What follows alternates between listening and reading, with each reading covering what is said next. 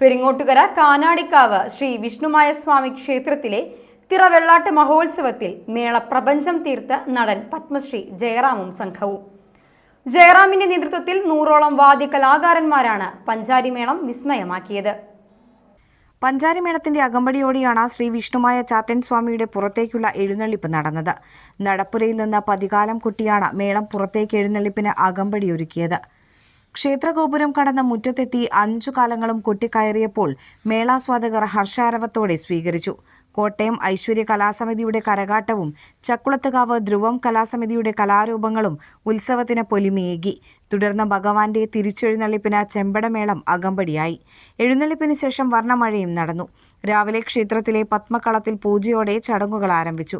തുടർന്ന് പ്രസാദ ഊട്ട് വിതരണത്തിനു ശേഷം പത്മക്കളത്തിൽ നൃത്തം നടന്നു.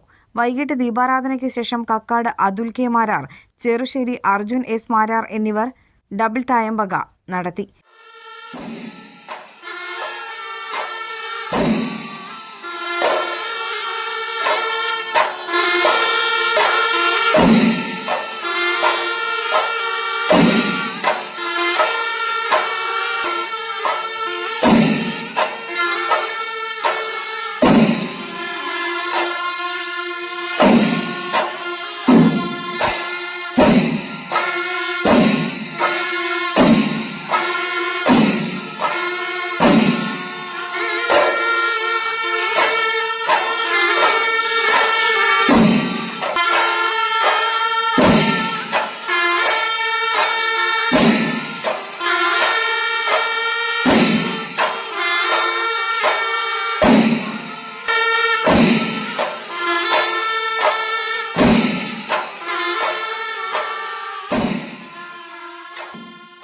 ഞായറാഴ്ച രാവിലെ 10 മണി മുതൽ രൂപക്കളം തൊഴിൽ ക്ഷേത്ര മഠാധിപതി ബ്രഹ്മശ്രീ ഡോക്ടർ വിഷ്ണു ഭാരതീയ സ്വാമിയുടെ മുഖ്യ കാർമ്മികത്വത്തിൽ നടന്നു.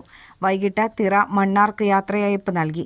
ഇതോടെ 12 ദിവസം നീണ്ടുനിന്ന കാനാടിക്കാവ് ശ്രീ വിഷ്ണുമായ സ്വാമിയുടെ തിറവെള്ളാട്ട് മഹോത്സവത്തിന് സമാപനമായി.